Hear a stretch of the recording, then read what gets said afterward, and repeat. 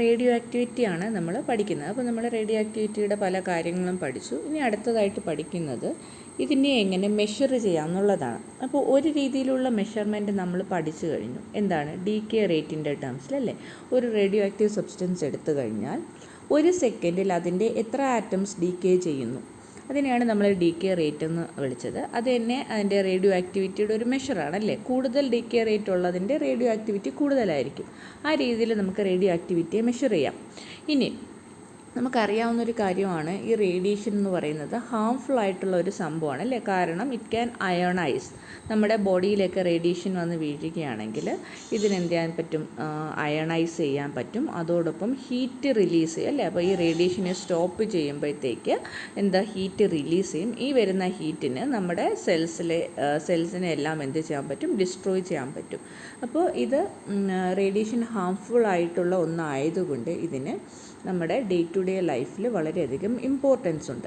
അപ്പോൾ നമ്മൾ ഈ ജസ്റ്റ് റേഡിയോ ആക്ടിവിറ്റീനെ ഡീകേ റേറ്റ് മാത്രം വെച്ചിട്ട് മെഷർ ചെയ്ത് വെച്ചിട്ട് കാര്യമില്ല. കാരണം അത് നമ്മുടെ ചുറ്റും എന്തൊക്കെ റേഡിയേഷൻസ് ഉണ്ട്, അത് എത്തരത്തിലാണ് നമ്മുടെ നമ്മുടെ എൻവയോൺമെൻറ്റിനെ അല്ലെങ്കിൽ ചുറ്റുമുള്ളതിനെ അഫക്റ്റ് ചെയ്യുന്നത്, അത് എത്രത്തോളമാണ് ഒരു വസ്തുവിലേക്ക് അബ്സോർബ് ചെയ്യപ്പെടുന്നത്, ഈ അബ്സോർബ് ചെയ്യപ്പെടുമ്പോൾ ആ വസ്തുവിലുണ്ടാകുന്ന ഇഫക്റ്റ് എന്താണ്, ഇതെല്ലാം നമുക്ക് എന്ത് ചെയ്യാൻ പറ്റണം? സ്റ്റഡി ചെയ്യാൻ പറ്റണം. അപ്പോൾ ജസ്റ്റ് ഒരു ഡീകേ റേറ്റ് മാത്രം പറഞ്ഞതുകൊണ്ട് എന്ത് ചെയ്യാൻ പറ്റില്ല? ഈ കാര്യങ്ങളെല്ലാം ഓക്കെ, ഒരു വസ്തുവിലേക്ക് ഇതെങ്ങനെ അബ്സോർബ് ചെയ്യപ്പെടുന്നു, എത്രത്തോളം അബ്സോർബ് ചെയ്യുന്നു, അത് ഇത്രയും അബ്സോർബ് ചെയ്താൽ എന്ത് ഇഫക്റ്റാണ് ആ വസ്തുവിലുണ്ടാക്കുന്നത്. അപ്പോൾ ഇതും എല്ലാം തന്നെ നമുക്ക് എന്ത് ചെയ്യാൻ പറ്റണം? കവർ ചെയ്യാനായിട്ട് പറ്റണം. അപ്പോൾ അതിന് മറ്റു രീതിയിലും എന്ത് ചെയ്യാൻ പറ്റും? ഈ റേഡിയോ ആക്ടിവിറ്റിയെ മെഷർ ചെയ്യുന്നുണ്ട്. പല രീതിയിൽ മെഷർ ചെയ്യാം. അപ്പോൾ അതാണ് നമുക്കിനി പഠിക്കാനുള്ളത്. Scientist measure radiation in different ways. Sometimes they measure the dose that a person receives from a radioactive source. അപ്പോൾ ചിലപ്പോൾ സയൻറ്റിസ്റ്റ് മെഷർ ചെയ്യുന്നത് ഒരു റേഡിയോ ആക്റ്റീവ് സോഴ്സിൽ നിന്നും ഒരു പേഴ്സണിലേക്ക് എത്രത്തോളം റേഡിയേഷൻ വരുന്നു എന്നായിരിക്കാം ചിലപ്പോൾ മെഷർ ചെയ്യുന്നത്. ഒന്നിലേക്ക്, ഒരു ഒബ്ജക്റ്റിലേക്ക് അല്ലെങ്കിൽ ഒരു ലിവിങ് ബോഡിയിലേക്ക് എത്രത്തോളം റേഡിയേഷൻ എത്തിച്ചേരുന്നു. അപ്പോൾ അതിനൊരു യൂണിറ്റ് വേണം. അപ്പോൾ അതെന്ത് പറഞ്ഞാൽ പോരാ, നമ്മൾ നേരത്തെ പറഞ്ഞ ഡീകേ റേറ്റ് വെച്ചിട്ട് ഇത് പറയാൻ പറ്റില്ല. എങ്കിൽ ചിലപ്പോൾ അവർ മെഷർ ചെയ്യുന്നത് sometimes the measure the amount of radio activity in water or in soil or in air. ചിലപ്പോൾ മെഷർ ചെയ്യുന്നത് എയറിലൂടെ ഈ റേഡിയേഷൻ പാസ് ചെയ്ത് പോകുമ്പോൾ എത്രത്തോളം അയോൺസിനെ പ്രൊഡ്യൂസ് ചെയ്യുന്നു എന്ന രീതിയിൽ നമുക്ക് റേഡിയേഷനെ മെഷർ ചെയ്യാം. ഓക്കെ, റേഡിയേഷനെയാണ് നമ്മൾ മെഷർ ചെയ്യുന്നത്. അപ്പോൾ ആ രീതിയിൽ നമുക്ക് മെഷർ ചെയ്യാം. അല്ലെങ്കിൽ ചിലപ്പോൾ സോയിലിൽ കൂടെ ആണ് റേഡിയേഷൻ പാസ് ചെയ്യുന്നതെങ്കിൽ എത്രത്തോളം അയണൈസേഷൻ ഉണ്ടാക്കുന്നു, ആ രീതിയിൽ മെഷർ ചെയ്യാം. അല്ലെങ്കിൽ വെള്ളത്തിൽ വഴി. അപ്പോൾ ഈ രീതിയിൽ ഒന്നുകിൽ ഒരു വസ്തുവിലേക്ക് അല്ലെങ്കിൽ ഒരു ലിവിങ് ബോഡിയിലേക്ക് എത്തിച്ചേരുന്ന റേഡിയേഷൻ, അല്ലെങ്കിൽ ഇത് എത്രത്തോളം അയണൈസേഷൻ ഉണ്ടാക്കുന്നു, ഈ രീതിയിൽ നമുക്ക് റേഡിയേഷൻ എന്ത് ചെയ്യാം? മെഷർ ചെയ്യാം. അപ്പം ഓരോ രീതിയിൽ നമ്മൾ മെഷർ ചെയ്യുമ്പോഴും ഓരോ യൂണിറ്റ് ആയിരിക്കും. കാരണം നിങ്ങൾക്കിത് നോക്കുമ്പോൾ തന്നെ മനസ്സിലായിരിക്കും, പല രീതിയിലാണ് നമ്മളിതിനെ മനസ്സിലാക്കുന്നത്, റേഡിയേഷനെ മനസ്സിലാക്കുന്നത്. അപ്പോൾ പല രീതിയിൽ നമ്മളതിനെ മനസ്സിലാക്കുമ്പോൾ അതിൻ്റെ യൂണിറ്റും വ്യത്യാസമായിരിക്കും. Okay, each measure describes a different aspect of radiation. റേഡിയേഷൻ്റെ ഓരോ ആസ്പെക്റ്റിനെയാണ് നമ്മൾ മെഷർ ചെയ്യുന്നത്. ഒരു സമയത്ത് അയണൈസേഷൻ ആണെങ്കിൽ ഒരു സമയത്ത് ഡീകേ റേറ്റ് ആയിരിക്കും. പല നമ്മൾ മെഷർ ചെയ്യുന്നത് തന്നെ ഡിഫറെൻറ്റ് പ്രോപ്പർട്ടീസിനെയാണ്. അപ്പോൾ അതിൻ്റെ യൂണിറ്റ് എന്ത് ചെയ്തിരിക്കണം? മാറിയിരിക്കണം. And each has its own unit. അപ്പോൾ പല രീതിയിൽ മെഷർ ചെയ്യുന്നത്. അപ്പോൾ ഓരോ രീതിയിലുള്ള മെഷർമെൻറ്റാണ് റേഡിയോ ആക്ടിവിറ്റി മെഷർ ചെയ്യുക. അതെങ്ങനെയായിരിക്കും? റേഡിയോ ആക്ടിവിറ്റി മെഷർ ചെയ്യുന്നതാണ് നമ്മൾ നേരത്തെ പറഞ്ഞ ഡീകേ റേറ്റ്. അപ്പോൾ it refers to the amount of ionising radiation released by the material. Radioactivity കൊണ്ട് ഉദ്ദേശിക്കുന്നത് ഒരു മെറ്റീരിയലിൽ നിന്നും വരുന്ന എമൗണ്ട് ഓഫ് അയണൈസിങ് റേഡിയേഷൻ അല്ലേ.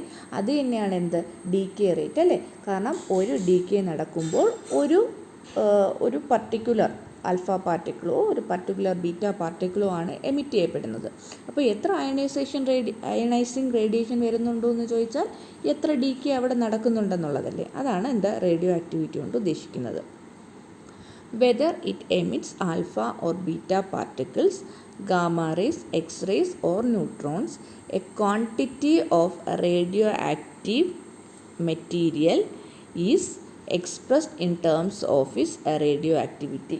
അപ്പോൾ എത്ര ആൽഫ പാർട്ടിക്കിളിനെ എമിറ്റ് ചെയ്യുന്നു, എത്ര ബീറ്റ പാർട്ടിക്കിളിനെ എമിറ്റ് ചെയ്യുന്നു, ഇത് എങ്ങനെ നമുക്ക് കിട്ടും? അതിൻ്റെ റേഡിയോ ആക്ടിവിറ്റി, അതായത് എന്താണ്, ഒരു സെക്കൻഡിൽ എത്ര ആറ്റംസ് ഡീക്കേ ചെയ്യുന്നു എന്നതിൽ നിന്നും നമുക്കതിൽ നിന്നും എത്ര പാർട്ടിക്കിൾസ് വരുന്നു എന്ന് നമുക്ക് കിട്ടും അല്ലേ. അത് തന്നെയാണ് റേഡിയോ ആക്ടിവിറ്റി. ഒന്നുകൂടെ പറയാണ്, ഈ റേഡിയോ ആക്ടിവിറ്റി കാണിക്കുന്നത് എന്താണ്? How many atoms in the material decay in A given time period അല്ലേ. ഒരു സെക്കൻഡിലാണെങ്കിൽ എത്ര ഡീക്കേ ചെയ്യുന്നുണ്ട്. ഇനി ഈ റേഡിയോ ആക്ടിവിറ്റിയെ മെഷർ ചെയ്യുന്ന യൂണിറ്റ്സ് നമ്മൾ നേരത്തെ പറഞ്ഞത് തന്നെയാണ് ബെക്കറലും ക്യൂറിയും. ഇതിനെ നേരത്തെ നമ്മൾ കൃത്യമായിട്ട് ഇതിൻ്റെ ഡെഫിനിഷൻ കൊടുത്തിട്ടുണ്ട്, അത് നോക്കുക. ഇനി മറ്റൊരു രീതിയിൽ ഇതിനെ മെഷർ ചെയ്യുന്നതെന്ന് പറയുന്നത് ഇതിൻ്റെ എക്സ്പോഷർ മെഷർ ചെയ്യുക എന്നുള്ളതാണ്. Exposure describes the amount of radiation travelling through air വഴി എത്രത്തോളം റേഡിയേഷൻ ട്രാവൽ ചെയ്തു, അതാണ് എക്സ്പോഷർ കൊണ്ട് ഉദ്ദേശിക്കുന്നത്. അപ്പോൾ എയർ വഴി എത്ര ട്രാവൽ ചെയ്തു എന്ന് നമുക്ക് എങ്ങനെ മനസ്സിലാകും? എയർ വഴി ഇത് ട്രാവൽ ചെയ്യുമ്പോൾ എയറിലുള്ള പാർട്ടിക്കിൾസിനെ എന്ത് ചെയ്യും? റേഡിയേഷൻ അയണൈസ് ചെയ്യും. അപ്പോൾ ഈ അയണൈസ് ചെയ്ത എത്രത്തോളം അയോൺസ് ഉണ്ടായി, അതിൽ നിന്നാണ് നമ്മൾ എന്ത് മെഷർ ചെയ്യുന്നത്? എക്സ്പോഷർ മെഷർ ചെയ്യുന്നത്.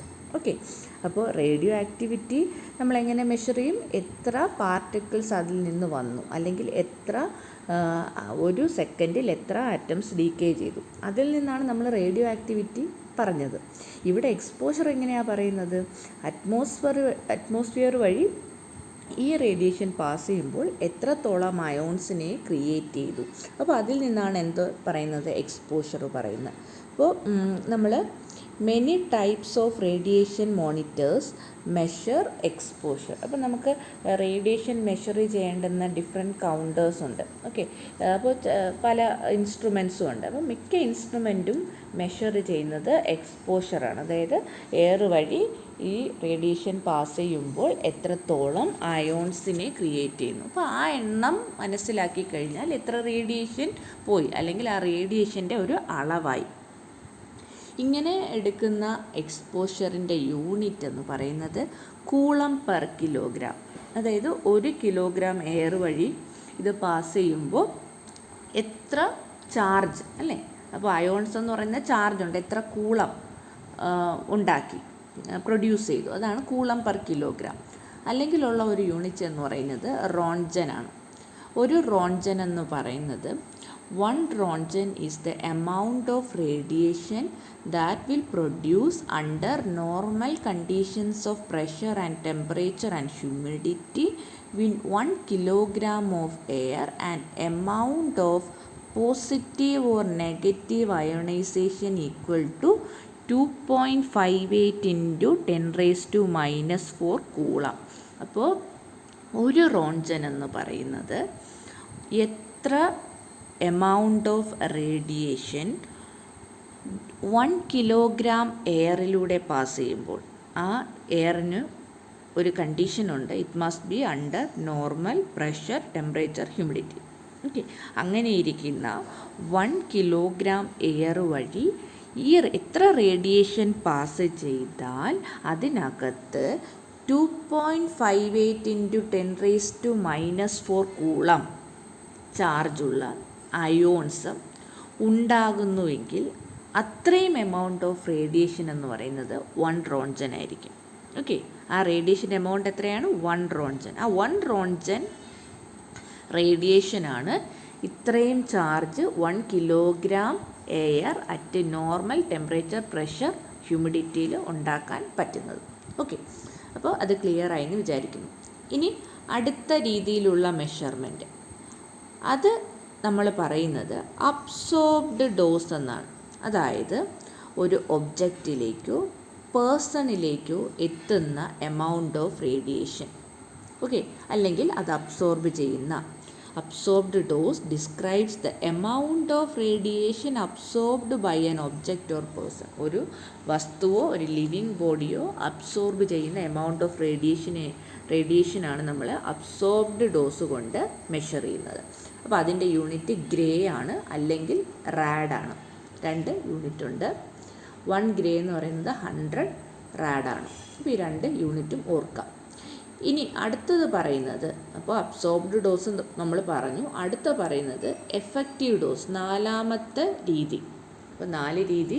ആദ്യത്തേത് ഡീകെ റേറ്റ് നമ്മൾ മെഷർ ചെയ്യാം. രണ്ടാമത്തത് എയറിലൂടെ പോകുമ്പോഴുള്ള അയോണൈസേഷൻ മെഷർ ചെയ്യാം. മൂന്നാമത് പറഞ്ഞത് ഒരു വസ്തുവിലേക്ക് എത്ര റേഡിയേഷൻ, ഒരു വസ്തു അബ്സോർബ് ചെയ്യുന്ന റേഡിയേഷൻ അല്ലെങ്കിൽ അതിലേക്ക് എത്തിച്ചേരുന്ന തന്നെയാണ് അത് അബ്സോർബ് ചെയ്യുന്നത്. അതാണ് നമ്മൾ എന്തെന്ന് പറഞ്ഞത്, അബ്സോർബ്ഡ് ഡോസ് എന്ന് പറഞ്ഞത്. ഇനി അതല്ലാതെ ഒന്നുകൂടെ നമ്മൾക്ക് മറ്റൊരു രീതിയിലൂടെ മെഷർ ചെയ്യാം, എഫക്റ്റീവ് ഡോസ്. അപ്പോൾ ഒരു റേഡിയേഷൻ അബ്സോർബ് ചെയ്ത് അത് ആ ലിവിങ് ബോഡിയിൽ ഉണ്ടാക്കുന്ന എഫക്റ്റും കൂടെ ചേർന്നെടുക്കുന്നതാണ് എഫക്റ്റീവ് ഡോസ്. അപ്പോൾ എത്ര അബ്സോർബ് ചെയ്തു, ആ അബ്സോർബ്ഡ് റേഡിയേഷൻ ഉണ്ടാക്കുന്ന എഫക്റ്റ് അതും കൂടെ ചേർന്നിട്ടാണ് ആരെ പറയുന്നത്, എഫക്റ്റീവ് ഡോസ് പറയുന്നത്. കാരണം ഇപ്പോൾ ഒരു ബീറ്റ പാർട്ടിക്കിൾ, ഇപ്പം 2 ബീറ്റ പാർട്ടിക്കിൾ ഒരു ഹ്യൂമൻ ബോഡിയിലേക്ക് വന്ന് വീണെന്ന് വിചാരിച്ചു. 2 ആൽഫ പാർട്ടിക്കിളും വന്ന് വീണു. ഈ ആൽഫ പാർട്ടിക്കിൾ ഉണ്ടാക്കുന്ന എഫക്റ്റ് ആയിരിക്കില്ല ബീറ്റ പാർട്ടിക്കിൾ ഉണ്ടാക്കുന്നത്. ഇപ്പോൾ 2 എന്നുള്ളതാണ് ആര് നോക്കുന്നത്, അബ്സോർബ്ഡ് ഡോസ് നോക്കുന്നത്. അബ്സോർബ്ഡ് ഡോസ് നോക്കുമ്പം സെയിം നമ്പർ ഓഫ് ബീറ്റ പാർട്ടിക്കിളും സെയിം നമ്പർ ഓഫ് ആൽഫ പാർട്ടിക്കിളും. അപ്പോൾ അബ്സോർബ്ഡ് ഡോസ് സെയിം ആണ്. പക്ഷേ എഫക്റ്റീവ് ഡോസ് ഡിഫറെൻ്റ് ആയിരിക്കും. കാരണം ആൽഫ പാർട്ടിക്കിളിന് അയണൈസിങ് പവർ കൂടുതലാണ്. അപ്പോൾ എഫക്റ്റീവ് ഡോസ് നോക്കിയാൽ ആൽഫ പാർട്ടിക്കിളിൻ്റെ എഫക്റ്റീവ് ഡോസ് കൂടുതലായിരിക്കും. അപ്പോൾ എത്ര എണ്ണം അബ്സോർബ് ചെയ്തു എന്ന് മാത്രമല്ല, അത് ആ വസ്തുവിലുണ്ടാക്കിയ ഇഫക്റ്റും കൂടെ ചേർന്നെടുക്കുമ്പോഴാണ് അത് ആരാകുന്നത്, ഇഫക്റ്റീവ് ഡോസ് ആകുന്നത്. അപ്പോൾ സെയിം നമ്പറാണ് റേഡിയേഷൻ വീണതെങ്കിലും എഫക്റ്റ് ഉണ്ടാക്കുന്നത് ഡിഫറെൻ്റ് ആണെങ്കിൽ ഇഫക്റ്റീവ് ഡോസ് ഡിഫറെൻ്റ് ആയിരിക്കും. Effective dose describes the amount of radiation absorbed by the person adjusted to the account for the type of radiation